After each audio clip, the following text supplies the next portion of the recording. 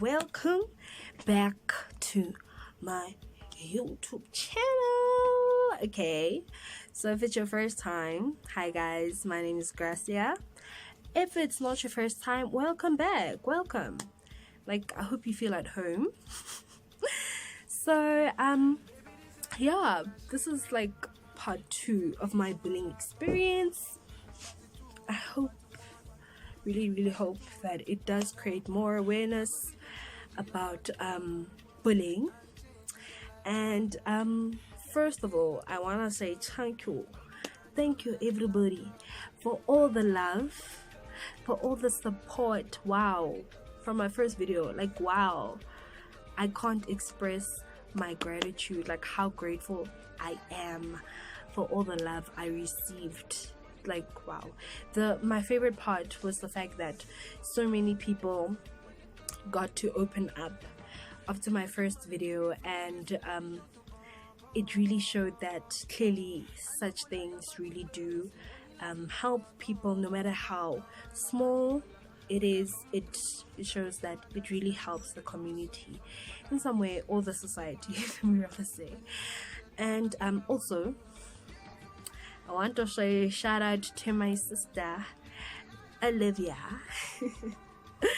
She got me a new phone, guys. Like, yo, God is good for giving me such an amazing sister. Like, she just got me a phone. She's like, here you go.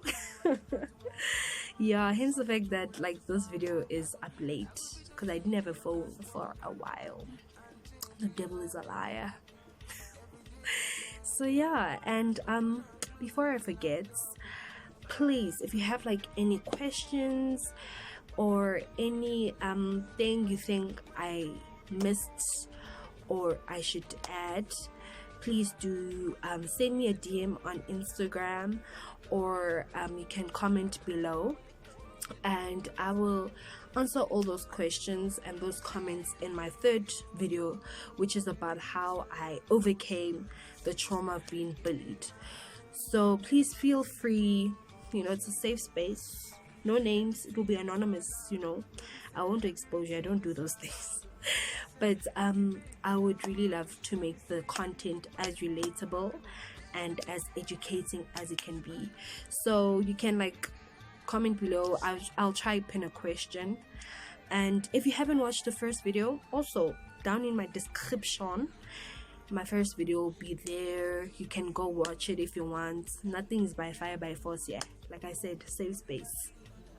So please do stay tuned for everything real. So before I get into my video, I first of all want to make a note to everyone about being a part of creating awareness about bullying. So why I'm saying this is because a few days after my first video, there was a news report about a girl. Her name is Shakri. I don't know how to say her name properly, apologies for that. But if you didn't hear, she was killed, and she was killed by her bullies. So she was basically bullied into her death. So she was pushed into a river, and when they found her body was full, she had so many body bite marks, and it was just a terrible death. And this clearly shows and proves that there's still so much work to be done in terms of making awareness for kids, for teenagers, for even teachers, for anyone. Making awareness that this thing is not okay. It ruins lives, it kills people, it messes up destinies, and it's not okay. It's basically a violation of human rights. So I'd really love everyone to be a part of the awareness, the movement, and let it be a continuous thing, a talk. Like, every little effort will count. So please do. I'd really appreciate every move you could do, everything you can do to like create awareness, and God bless you for that. So basically, when I was bullied, started being bullied, I was 5, around the age 4 5. So I was in preschool, and I was at the vulnerable age of easily believing anything, and easily conforming to what someone says about me. And yeah, so I remember this was the age where I started believing and creating or developing negative thoughts about myself and insecurities. So I won't really go into details about my preschool bullying, but this is where it all started. So bullying went from preschool right into primary school. So grade 1, it was the same thing but more intense, and I was continuously picked on, continuously told that I'm not good enough, I'm bad, I'm this, I'm that, I'm stupid. I remember I was continuously told I was dumb because I was academically struggling, because my foundation was not good. I mean, I skipped I think a year or two of preschool due to finances, and yeah, so I was academically struggling. So I was continuously told by other kids that you're dumb, you're stupid, you're this, you're that. And one thing about kids, no matter how innocent they are, they can point out when someone is from a financially unstable family. So I was also picked on that. I remember I was told by some group of people that you are poor, you're from a poor family, you're poorer than us. And to someone it may seem like haha, it's a small comment, or haha, that's funny, but for a child it's so much, because a child is so vulnerable and their mind is, it's so innocent, and it's so anything you tell them, it means a lot, especially when it's something so personal. And so every day I was told one or two things, or yeah, like I was continuously picked on. And then grade 2 was the same thing, but unfortunately it was both from teachers and from other students, and I spoke about that in my first video. So if you're interested, you can watch my first video. Yeah, so most of the bullying that happened was in grade 3 and 4. Yeah, so in grade 3 it was different. What made it different was the fact that I joined a friendship group. So I finally felt like, yay, I can fit in. I don't have to be lonely, because one of the insecurities that I really struggled with in grade 1 and 2 and 3 and 4, but mostly in grade 1 and 2, was loneliness.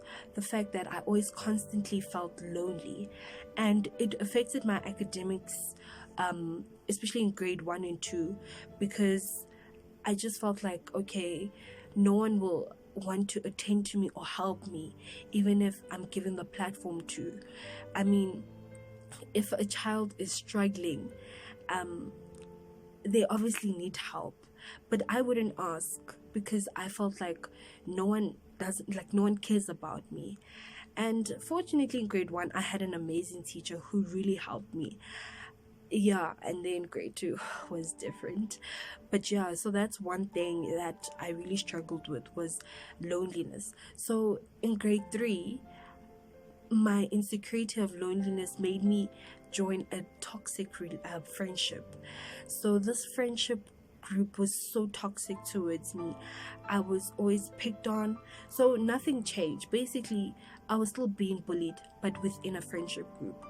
But the reason why I didn't want to leave that friendship group was because I felt like if I leave this friendship group, I won't have friends again, and I'll be back to square zero, you know.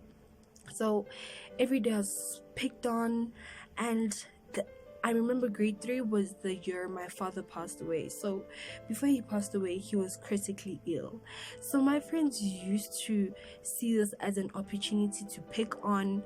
I was told, I remember I was told that one of the reasons why my father was critically ill was because I was such a terrible child, and I was a terrible human being. So these things really affected me. I mean, I was so close to my father, so it really like was like, oh my word, is this true? And every day I was constantly having so many you know, questions, personal questions within myself, like, you know, are these things true? And you know, so many things. And the bullying within my friendship group grew from verbal bullying to physical bullying. So it didn't occur so many times that I was bullied physically, but the few times it happened was so terrible. And I will mention one of them because it really affected me.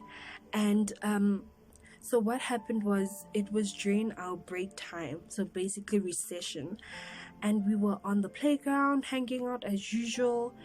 So I don't know why my friends decided to do this, but they decided, let's pull down Gracia's underwear.